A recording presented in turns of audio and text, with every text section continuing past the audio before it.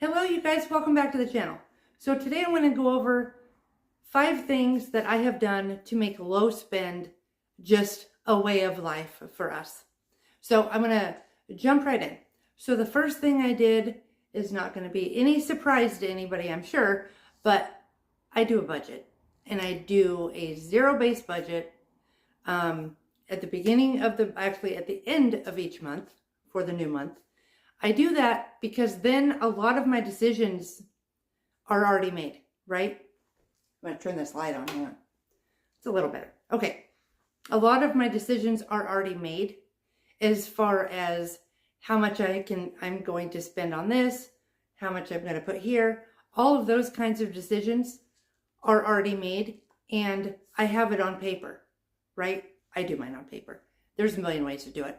That's how I do mine, because it stays in my head a lot easier that way.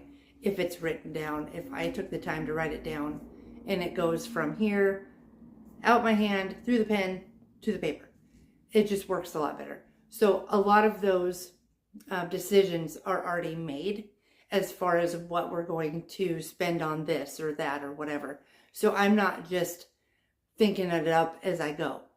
All those decisions were already made, then done, end of story. The next thing I have done is I decided I'm only going to spend 1 day a week. Now that happens to be payday for us because we get paid each week. So on Fridays, that is the day that I spend money on. I get groceries, I get gas, I do any orders I need to do on Amazon. All of those things are done on Fridays. Now this is not foolproof because sometimes you have to get something, on a day that you weren't planning on. Which is fine, but 90% of the time this works. Now you might be wondering, what if your sister asks you to go to lunch on a Tuesday, right? And it's not Friday, your spend day. Well, I go because I'm not militant about this. This works 90% of the time.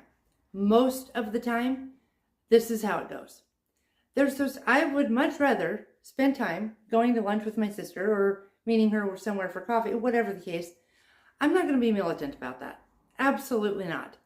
Our time together is way more precious than what I had set. So that you have to be flexible. But as a general rule, this is what I do. Okay, the next thing is I pay very close attention to accumulated points.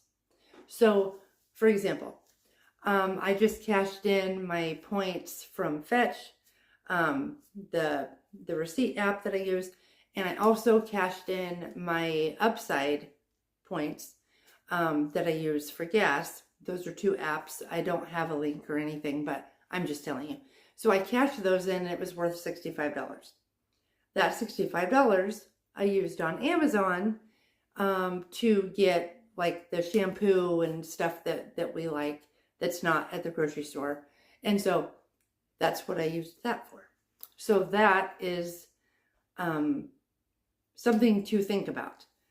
There's a lot of times, a lot of untapped things that we're not using. So there's those kinds of things. There's your credit card rewards points. Most of the time you can turn those in for cash.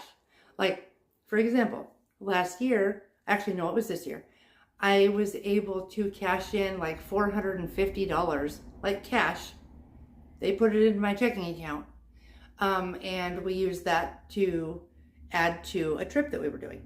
So being very mindful of those kinds of things to where our dollars and our time and our effort can stretch. I'm getting pretty darn good at that. And so that's just, and another thing that we a lot of times don't think about is a lot of times there is bottles and cans and stuff that are in bags in our garage or whatever. Taking those in and then using those for something else, whether it's something you need, something you want, whatever. But those kinds of things are kind of an untapped resource that we don't think about very often. And there's also one with maybe your employer or whatever. My husband just got a whole bunch of money to use at Lowe's. $1,100 is how much we have to use at Lowe's. That's insane, you guys. But you may have something similar like that. Something, even if it's not like that, you may have discounts at work that you're not using. So that would be something to check on, right? So the next one is we only eat out twice a month. Now, like I was mentioning about my sister, this is in general. We eat out twice a month, which means all the other times I have to figure out what we're doing for dinner, right? And so that forces me to be very intentional. And that is always a good thing. Shooting from the hip is okay in certain circumstances, but not always, and definitely not with your money, right? We want to make sure that we're intentional. So, and then the next one may sound weird, but I declutter things quite regularly. I do this for a couple reasons. One, because it just makes your house feel better. And obviously, if your house feels better, you want to be there more, right? So you're not wanting to leave it all the time and go out and spend money potentially and whatever. But another reason is because it reminds me of all of the junk that I have spent all of this money on. For example, a couple of summers ago, we had a garage sale. Now, I think it scarred me. The garage sale was fine. It was great. We did a good job. But what it did is now, like I was just with my daughter, we went to Home Goods a couple days ago. And I love that store. I love pretty things for the house. I love all of that kind of stuff. But ever since that garage sale, I have thought, is this going to end up at a garage sale? Right? And I think it is a really good question to ask yourself. Is this going to wind up at Goodwill? Is this going to be in my garage sale? And I'm going to be trying to get rid of this to somebody here in the near future. If the answer is a yes, chances are, don't buy it, right? It's not for you. It's not going to make you feel the way it makes you think it's going to. It's not going to look as good in your house as it does at the store in the perfect display, right? It's just not. So these are some things that I have done to make a low spend just our normal life. This is just what we do now, right? And I think a lot of people, this is becoming forced as far as a low spend. Let me know what you think down in the comments and what you have done in the last while that maybe you didn't do before that is helping you with your finances, with just being able to weather, right? To deal with what we got going on.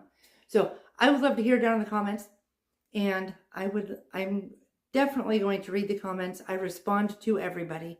And so I would love to hear it, and everybody else would love to read it. The comments are my favorite. So I will see you in the next video, guys. Thank you.